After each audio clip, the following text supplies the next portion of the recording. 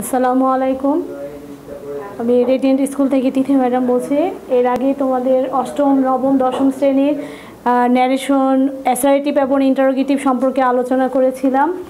আজ আমরা ইম্পারেটিভ সম্পর্কে আলোচনা করব। আমি তোমাদের রুলসগুলো এখানে দিয়ে দিচ্ছি কীভাবে করতে হবে। আশা করি তোমরা সকলে রুলসগুলো ভালো করে খেয়াল করবে এবং সঙ্গে সঙ্গে সেগুলো নোট করার চেষ্টা করবে। তো ইম্পারেটিভ, আমরা জানি যে ইম্পারেটিভ সেন্টেন্সে বাংলাটা কি, যে সেন্টেন্সগুলোর মধ্যে আদেশ, উপদেশ, অনুরোধ, নিষেধ, প্রস্তাব করা, প্রস্তাব না করা এগুলো বোঝায়, বা কারোর জন্য শুভ কামনা করা, কাউকে বিদায় জানানো, এগুলো হচ্ছে ইম্পারেটিভ সেন্টেন্স। এখন তোমরা যখন ন্যারেশন আমরা করতে যাব তখন ইম্পারেটিভ সেন্টেন্সে দ্বিতীয় সেন্টেন্সে আমাদের চিনতে হবে যে এটা কি বোঝাচ্ছে। তো দ্বিতীয় সেন্টেন্সে যদি ইম্পারেটিভ সেন্টেন্সে আদেশ বোঝায় তাহলে সেই টু উঠে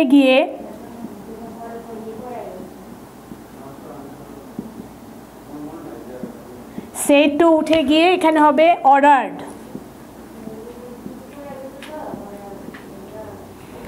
উপদেশ যদি বোঝায় তাহলে সেই টু উঠে গিয়ে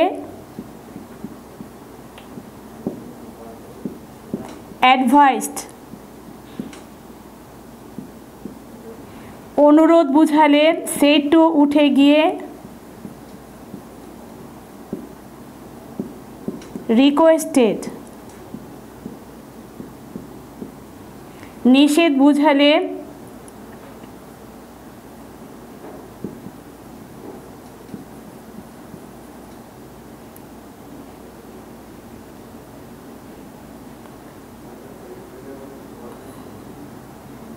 বুঝালে হবে ফরবেড।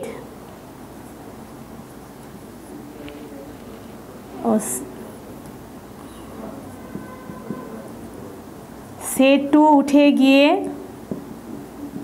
ফরবেড। প্রস্তাব করা বুঝালে হবে সেড, এখানে শুধু সেড হবে, সেড উঠে গিয়ে প্রপোজড। প্রস্তাব করা না বুঝালে টোল্ড। আর শুভেচ্ছা জানালে যেমন গুড মর্নিং যদি থাকে এর পরিবর্তে উইশড। গুড নাইট থাকলে গুড নাইট এর পরিবর্তে বেড। তাহলে আমরা কার পরিবর্তে কি বসবে এগুলো আমরা জেনে নিলাম। আমি আরেকবার তোমাদের ডিটেলস বলছি। ইম্পারেটিভ সেন্টেন্সে দ্বিতীয় সেন্টেন্সে বাংলা অর্থটা যদি একটা সেন্টেন্স আদেশ বুঝায় তাহলে আমরা সেই টু উঠে গিয়ে ওখানে আমরা অর্ডার দিয়ে করব। উপদেশ যদি বুঝায় তাহলে সেই টুটা উঠে গিয়ে আমরা ওখানে অ্যাডভাইসড লিখব। অনুরোধ যদি বুঝায় তাহলে সেই টু উঠে গিয়ে রিকোয়েস্টেড। নিষেধ বুঝালে সেই টু উঠে গিয়ে ফরবেড। প্রস্তাব করা বুঝালে সেই উঠে গিয়ে প্রপোজ। প্রস্তাব করা না বুঝালে টোল্ড। আর যদি কারোর জন্য কোনো শুভেচ্ছা কামনা করা হয় বা কাউকে সকালবেলা শুভেচ্ছা জানানো হয় সেই ক্ষেত্রে গুড মর্নিংয়ের পরিবর্তে উইশড আর গুড নাইটের পরিবর্তে বেড। গুড নাইট হবে গুড বাই। তাহলে কার পরিবর্তে কি বসবে এটা আমরা জানলাম। এখন আমরা গঠন মানে করার উপায়, আমরা কিভাবে সেন্টেন্সটাকে তৈরি করব। এবার করার উপায়।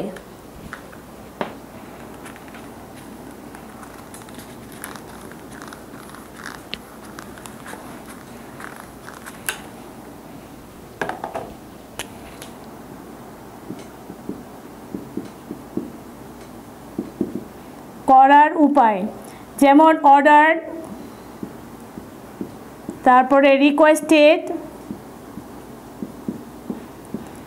আর হচ্ছে অ্যাডভাইসড, একই নিয়ম। সেই জন্য আমি একটা দিয়ে তিনটা রুলস বুঝিয়ে দিচ্ছি। অর্ডার্ড, রিকোয়েস্টেড আর অ্যাডভাইসড এই তিনটি করার নিয়ম একই। যেমন একটা example,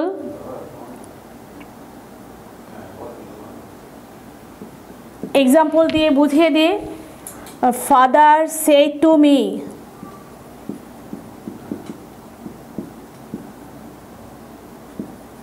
Father said to me,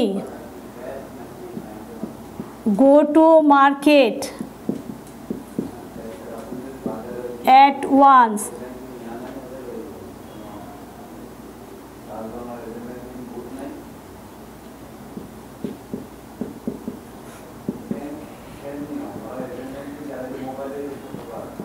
এরপরে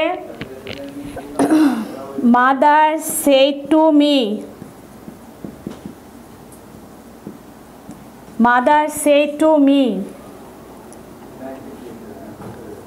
be attentive to your lesson.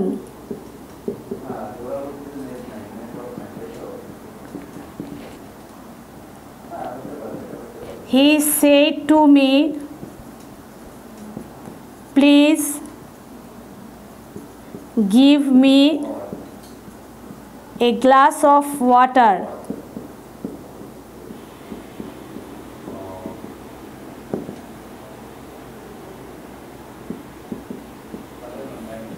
আমরা এক্সাম্পলগুলো দেখে বুঝে নিই যে কোনটা কি বলছে। ফাদার সে টু মি, বাবা আমাকে বললো গো টু মার্কেট, বাজারে যাও। তাহলে বাবা আমাকে বাজারে যেতে বলছে, এটা আমরা জানি যে কোনো কিছু করাটাই হচ্ছে আদেশ। তাহলে প্রথমটা বোঝাচ্ছে আদেশ। সেকেন্ড হচ্ছে মাদার সে টু মি, মা আমাকে বললো be attentive to your lesson, তুমি তোমার পাঠে মনোযোগ দাও। এটা মা আমাকে উপদেশ করছে যে আমি যেন আমার পড়াশোনায় মনোযোগী হই। তৃতীয়, হি সে টু মি, সে আমাকে বলল please give me a glass of water, আমাকে এক গ্লাস পানি দাও। যেহেতু অনুরোধ করে বলতেছে, দয়া করে, যেহেতু প্লিজ মানে আমরা জানি অনুরোধ বুঝায়, তাহলে এটা হচ্ছে অনুরোধ। এখন এই তিনটা এক্সাম্পল আদেশ, উপদেশ, অনুরোধ করার নিয়ম হচ্ছে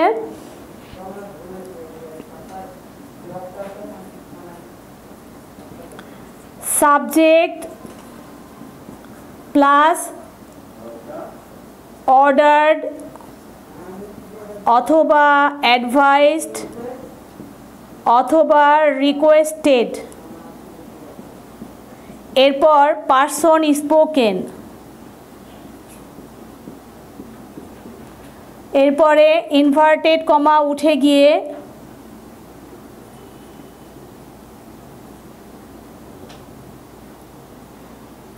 ইনভার্টেড কমা উঠে গিয়ে টু। আমরা অ্যাসার্টিভে যখন ন্যারেশন করেছিলাম তখন কিন্তু ইনভার্টেড কমা উঠে গিয়ে ওখানে দ্যাট বসেছিল। ইন্টারোগেটিভ যখন আমরা করেছিলাম সেখানে ইফ এবং সেই ডাব্লিউএস কোশ্চেনগুলো বসেছিল। ইম্পারেটিভ হবে দ্যাটের পরিবর্তে টু। টু লেখার পরে ভার্বের V1 প্লাস বাকি অংশ, মানে কোশ্চেনে তোমাদের যা থাকবে। তাহলে স্ট্রাকচার দেখে আমরা এখন করি। প্রথমে যেমন সাবজেক্ট, তাহলে এখানে সাবজেক্ট কোনটা? ফাদার। আর তোমাদের আমি শুরুতে লিখে দিয়েছি যে সেড টু অর্ডারের সময় উঠে যাবে, অ্যাডভাইসে উপদেশের সময় সেড টু উঠে যাবে, আবার রিকোয়েস্টের সময় সেড টু উঠে যাবে। এই তিনটি জিনিস হচ্ছে উঠে যাবে।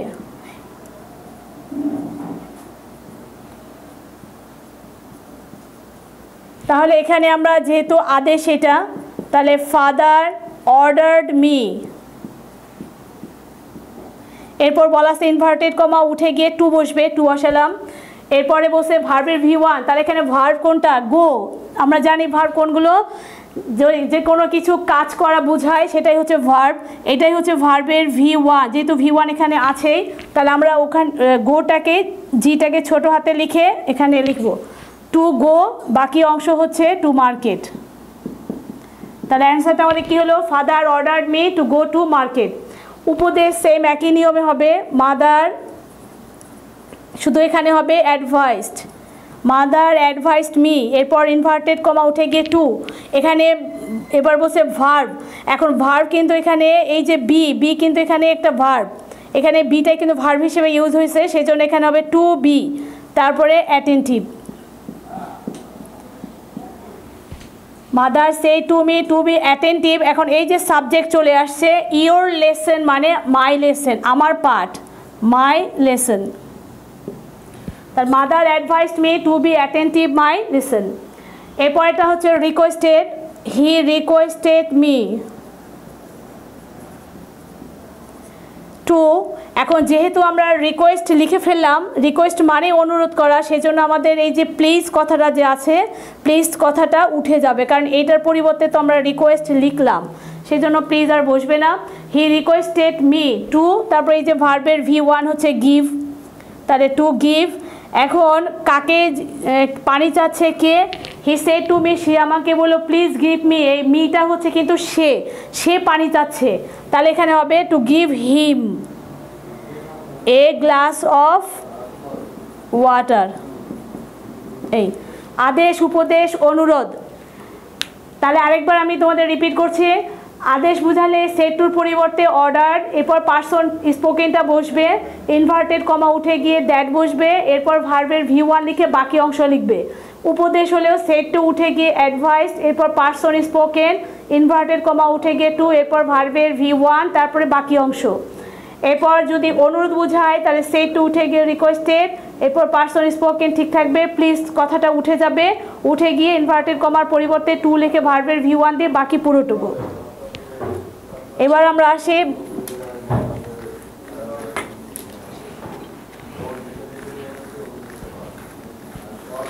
এরপরে তোমাদের লিখে দিয়েছিলাম নিষেধ।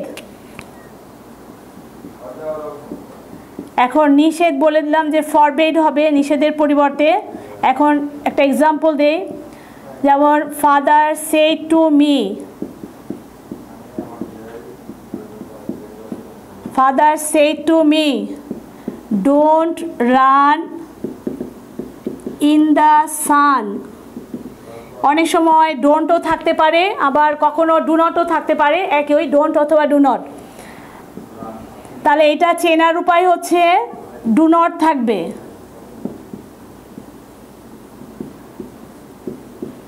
ডু নট অথবা don't. Father said to me don't run in the sun. এখন এটা আমরা করার নিয়মটাকে লিখে ফেলি। করার নিয়ম হচ্ছে সাবজেক্ট, সাবজেক্ট প্লাস ফরবেড, এরপর স্পোকেন মানে পার্সন স্পোকেন যেটা,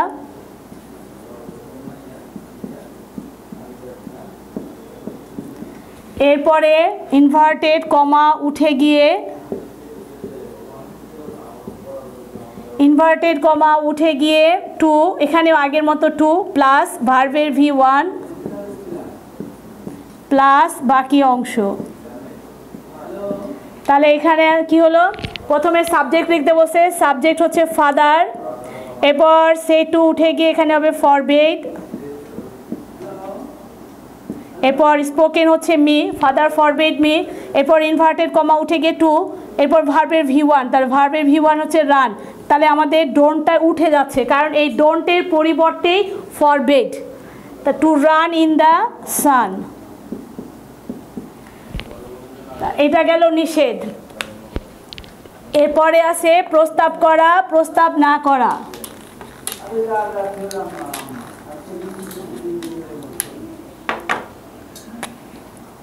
দুটো একসাথে লিখে দিচ্ছি, প্রস্তাব করা আর একটা হচ্ছে প্রস্তাব না করা। প্রস্তাব করা বলতে আমরা সবাই জানি কোনো কিছু আমাদের করতে বলা, চলো আমরা এই বিষয়ে আলোচনা করি, চলো আমরা বেড়াতে যাই, চলো আমরা খেলি, এটা প্রস্তাব করা বোঝায়। তাহলে প্রস্তাব করা বুঝালে এক্সাম্পল একটা দিয়ে দিই। He said to me, he said to me let us go to play. আর এটা প্রস্তাব করা চেনার উপায় হচ্ছে, তোমরা প্রশ্ন দেখলে চিনবা, চেনার উপায় লেট আস থাকবে, লেট আস অথবা লেটস, এটাই হচ্ছে চেনার উপায়। লেট আস থাকলে বুঝবা যে এটা প্রস্তাব করা বোঝাচ্ছে। করার নিয়মটা আগে লিখে দিই। করার নিয়ম হচ্ছে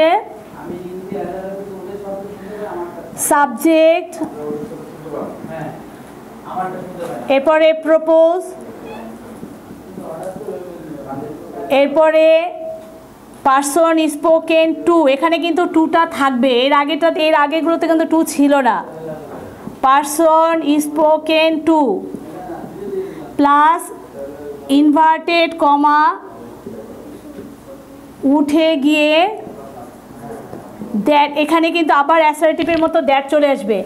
দ্যাট প্লাস দ্বিতীয় সেন্টেন্সের সাবজেক্ট পরিবর্তন,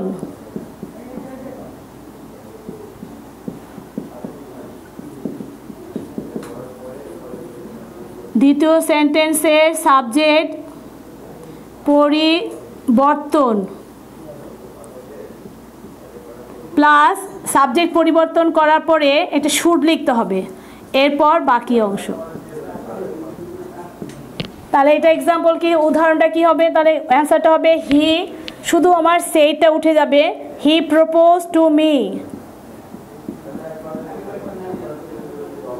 ইনভার্টেড কমা উঠে গিয়ে দ্যাট, এরপরে বলছে সাবজেক্ট পরিবর্তন, তাহলে লেটটা উঠে যাবে, কারণ এই লেটটাই আমার প্রস্তাব করা বোঝাচ্ছে, কারণ লেটের পরিবর্তে আমরা প্রপোজ লিখে ফেলছি, যার কারণে লেটটা উঠে যাবে। তাহলে এখানে সাবজেক্ট, এখন তোমরা একটু বাংলাটা পড়ে নাও। সে আমাকে বললো লেটা চলো আমরা, তাহলে আমরার ইংরেজি কি, উই, সাবজেক্ট পরিবর্তন হয়ে গেল, এরপর বলছে সাবজেক্ট পরিবর্তনের পরে একটা শুড বসবে, তাহলে উই শুড, বাকি অংশ ঠিক থাকবে, গো to play. He proposed to me that we should go to play. এখন প্রস্তাব না করা সেম একই জিনিস, শুধু দুটো জিনিস আলাদা।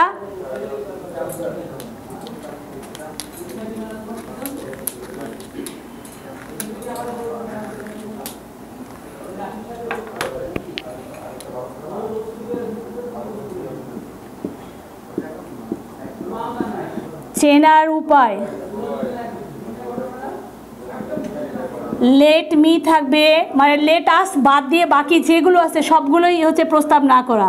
Let him, let her, let them, এসব থাকবে। যেমন একটা example, he said to me, he said to me let me do this,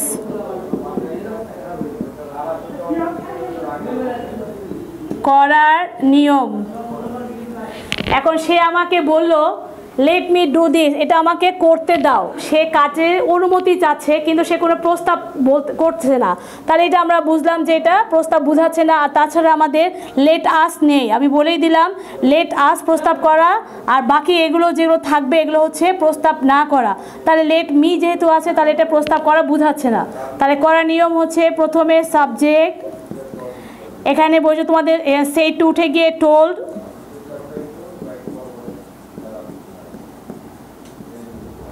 সেই টু উঠে গিয়ে টোল্ড, তারপরে পারসন স্পোকেন,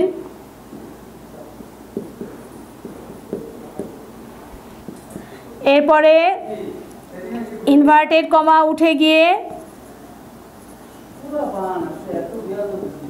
দ্যাট, এরপরে দ্বিতীয় সেন্টেন্সের সাবজেক্ট পরিবর্তন,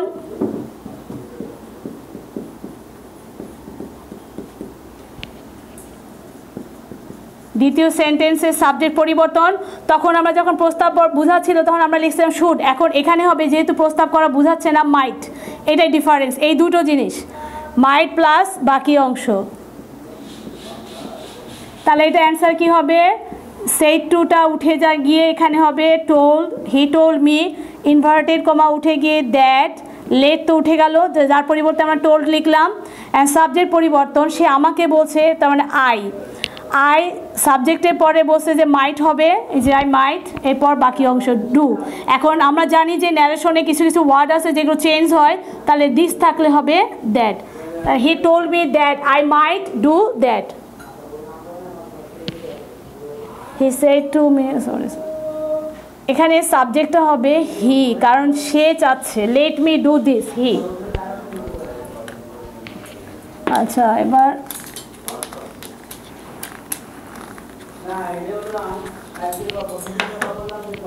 লাস্ট ছিল শুভেচ্ছা আর একটা বিদায়। আমি এক্সাম্পল দিই, এটা সহজ আছে। শুভেচ্ছা যেমন হি said to me, good morning